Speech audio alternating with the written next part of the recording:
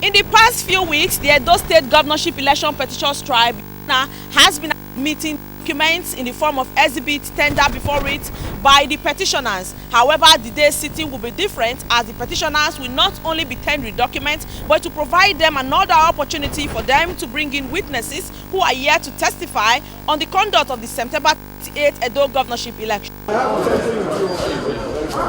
One of the petitioners, Pastor Osagie Ize-Iyamu, who was the PDP governorship candidate in the September 28 Edo governorship election, was the first witness and informed the tribunal that he swore to 4 different statements of oaths in agreement to the petition he filed, asking the tribunal to declare him winner of the election, having scored the highest number of lawful votes. After adopting certain paragraphs in the petition, Pastor Osagie Ize-Iyamu made reference to Form EC8A, Form EC8B, INEC manual documents, voters register, among other documents, which he said have been deposited as evidence. In answering questions raised by counsel to the first respondent, Barrister Anumoye Onyenye, when he was being examined on the total number of polling units in Edo State, Pastor Osagie Ize-Iyamu said 2,629 polling units are in the 3 senatorial districts. The witness also told the tribunal that he is not challenging the results of all the polling units in the state, but in areas that overvoting was recorded.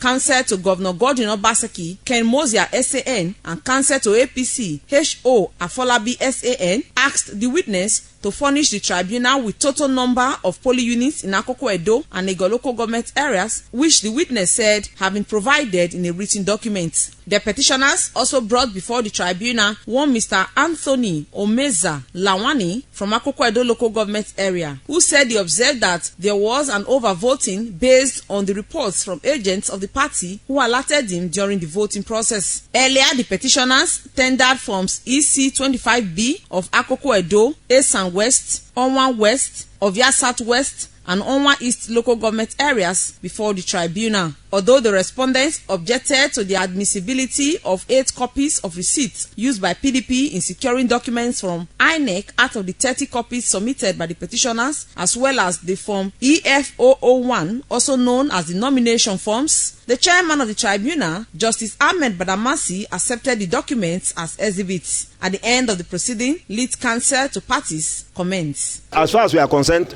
to God be the glory. We are on track.